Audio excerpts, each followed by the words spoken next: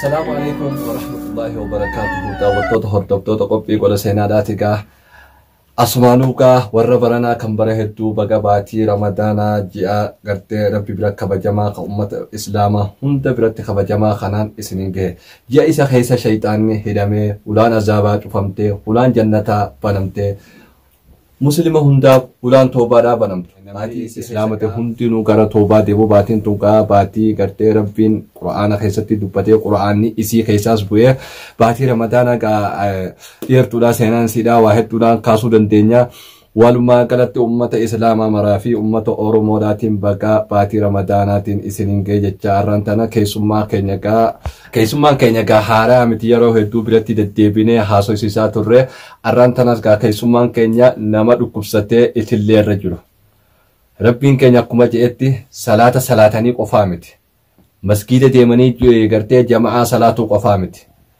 صلاة مديرتي yooni fi gartee dalagaan gaggaariin hin jiraatin yooni fi sadaqaan hin jiraatin yooni fi kalimaan gartee gaariin hin jiraatin faayidaa hin qabu jedhan kanaafis nuti sarra imaltuu dheertuu deemneeti dhufne mana Mansuur jirra daawwattoota hordoftoota keenya ogeessi kaameeraa kullee kiyyatti argamu Abdunaasir Muhammadi qopheessaan qophii tanaa boonaa birraadhaati hanga xumura sagantaa keenyatti nu faana turaan afeerraa keenya waa malee imaltuu dheertuu deemnee hin dhufne قرتي نمني إسلام حق جهول الراقبة جم حديث رسول الله صلى الله عليه وسلم أتخذ ستي نبتم يوني في إنه دوية جنازة سا إرتي ديمتي صلاته يوني في إنه دكوسة تريتي غافتو يو إني ركعت ركو سنباسو خنافات هاي إسلام خنافس أبوليسا كينيا منصور أما تقولاتو كو إتلي الرجرة دكوسة تاني أبا ماتي شانيتي نما يسا غرغاروس هنكب namni kun nu malee nama tokkollee hin qabu rabbii tokkicha isa muume malee nutiif tanaaf yeroo hedduu sadiif ol asi deddeebinee jirra isa qofaa miti magaalaa tana keessatti kaameeraa keenya furannee namootan oromoo bakka gargaarsi isa feesisu bakka iyyannoo isa feesisu hundatti deebineeti waraabnee isin biraan gahuun keenya ni yaadatama arraas marsaa sadaffaadhaa akkana na fakkaataa Mansuur biratti deebinee jirra Mansuur haalli gartee dhukkubni isarra jiru waan fayyaa hin fakkaatu kanaafis ammaas hedduun dhukkubsachaa jira dhibeen kun gartee gara wayyaadhaatti deemaa nan jiru jechaa jira kanaafis nutis haalli inni keessa jiru maal fakkaata kan jedhuu fi Mansuur biratti argamne Mansuur walumaa galatti gaa baga baatii ramadaanaatiin sige baga waliin dhufe inshallah asmaanuu ummata oromoodhaatiin warra amantii islaamaa qabuu fi hundumaanuu ummata islaamaa baga ji'a ramadaanaa kanaan isin ga'e jechuu yoo barbaaddes carraasii kanneen ramadaan gaarii ramadaan khairii ramadaan barakaa rabbiin isin haa godhu ramadaan kariimiin isin ja'a ummata oromoo ummata islaamaa guutuudhaahu rabbiin baga isin hin ga'een isin ja'a saniifuu fuula kiyyaa nan laalina waan kanatti taa'u nama fayyaa qabu dhugaadha amata qodhatakkaan siree kana gubbaa taa'u jira oguu namni na fuula keessa na laalu oguu akka taa'u nama nagayaati armaa gadiin mun jiru nusa namaati taa'u jira saniifuu waan deddeessan ilmaan oromoo islaamaa kiristaanaa guutumattuu na gargaaraan isiniin ja'a ilmaan oromoo rakkina guddaa harkaa qaba xuuxxoon 50 nama tokko ba'aadhaa jiran saniifuu xuuxxoon 50 nama tokko ba'aadha yoommoo nama 50 taate yoo tokko boonaa jiran hedduu asirratti rakkina guddaa harkaan qaba na gargaaraan isiniin ja'a ilmaan oromoo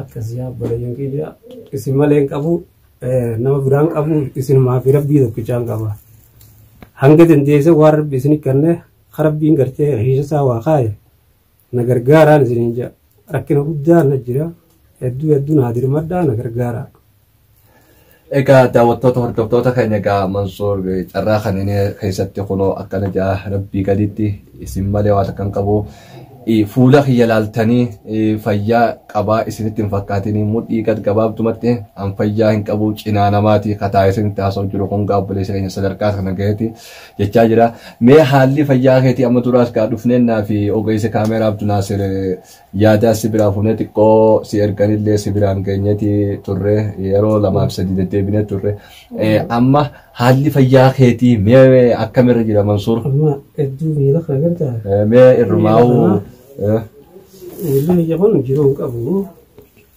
waan kana ta'ee jira Polis na uratee jira Ta'an isaa kun jechuudha. Uraadha amma hedduun tun taa'an isiniin taa'u kun guututti waan taa'u uraarraan taa'u jira.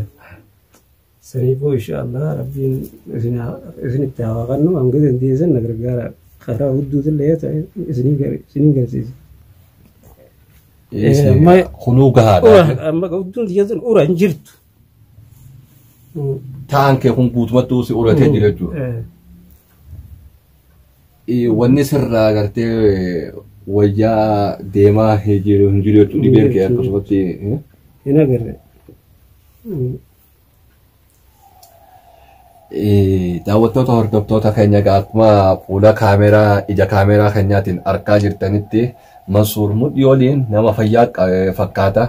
Akkuma agartan kana mudhii gadiin qaamni isaa kun guututti kun hundinuu akkuma amma agartan kana haalli inni irra jiru hedduu nama gaddisiisaa. Kanaafuu gartee obboleeyyan keenyaaf namni akkuma Mansuur jedhee xuuxxoon 50 nama tokko baadha.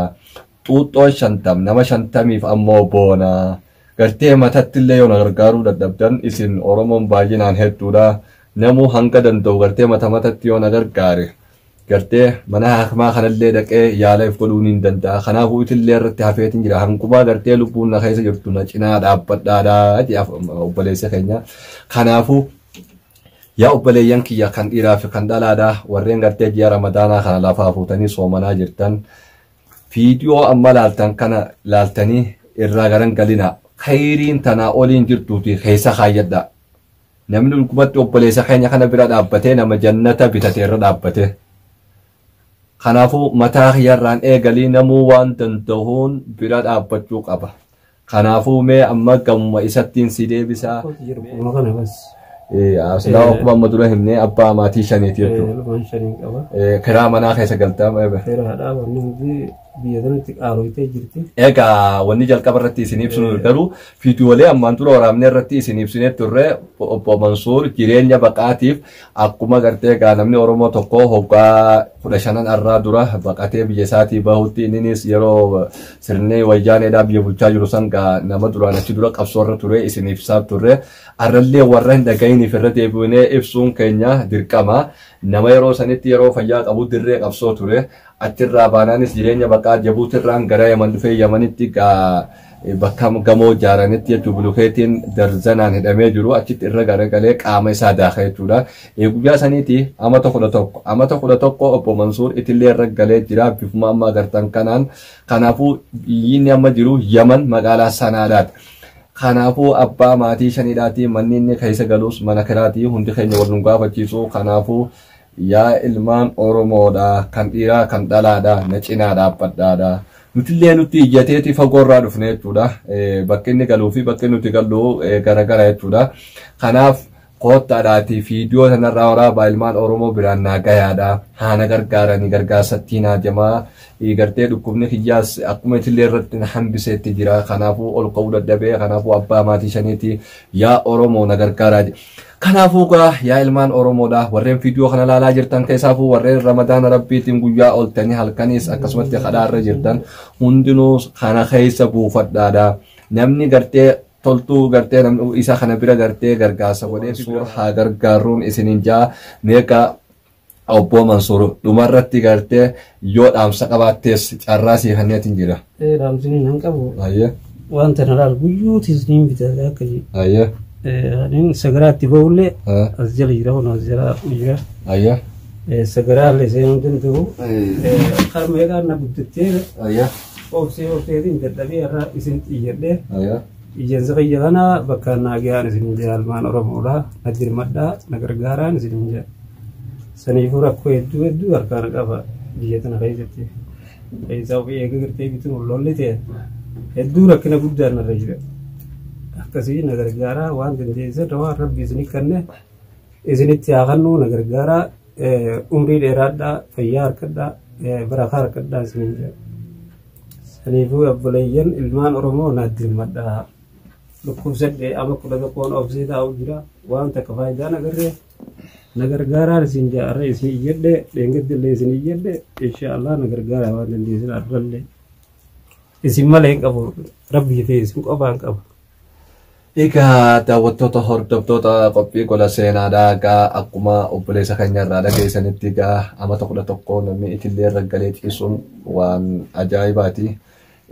Amata 11 kana obsaniituma itillee irra jiranii egaa itillee irra galanis lafaa hin kaane ammas gartee haalli fayyaa isaanii waan wajjaa hin fakkaatu kanuma gubbaanu hanguma na keessa jirtu na gargaaraadha isin malee hin qabu muuzibaa rabbiin na buute tanaas obseetuma jiraachuu jira kana gubbaadhaan ammoo hanqina diinagdeedhaatiif waan hin gartee kuno ifiin wallaanullee gartee kuno amma akkuma inni nu agarsiisa kanallee guyyaarraan bitataa jira kunis as jala jira naan jee kan ittiin mana fincaanii seenee deebi'u kan gubbaanu seenee hin deebi'u hin danda'u namaatiitu bakkatti gartee fincaanii fi kana jalaa fuudhaa kunuu maallaqa jechuudha. Kanaafuu isin malee waa takka hin qabu na gargaaraa jee gaa nutis gaa akka isin gaa gartee dhaamsa keenya kana bakkaan geessanis abdii qabnaa. Akka isin murtii guutoo taatanis isin abdannaa wal malee waan qabnu hin qabnu mataa kiyyarraa kaasee Mansuur bira dhaabbachuun dirqama obboleeyyan keenya alaa fi keessa bakka hunda kan jirtan gartee lakkoofsa akaantii isaa maqaa mucaa isaatiin achirratti viidiyoo mata duree goonee achirra isinii keenya kaaninis gara Abdunaasir karaa boonaa birraadhaatiin nu qunnamtanii imaanaa isaaniif ergitan san nuti bikkaan gahuu dandeenyaa.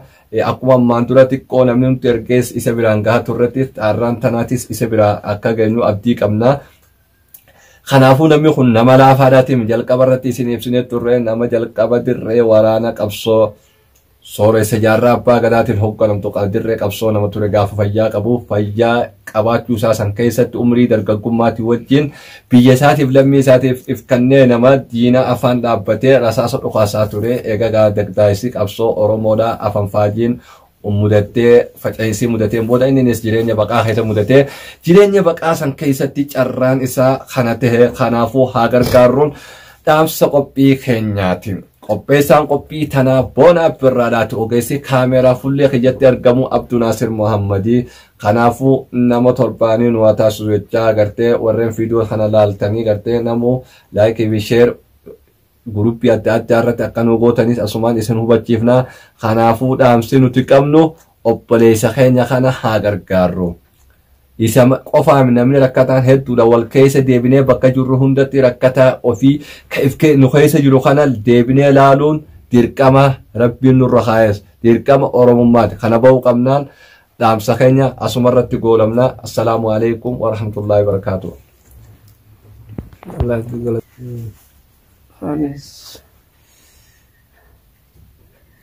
Asillee bakka tumboo itti fichaanu akkasitti hodhaa ilman oromoo. Ta'an isaa jechuudha odoo ciisuu kana fakkaata. Kanaafuu gargaaruun dirqama haa gargaaruun isinin jaa mee ilaalaa ijuma teessanuu waan akkaataa inni keessa jiru jechuudha.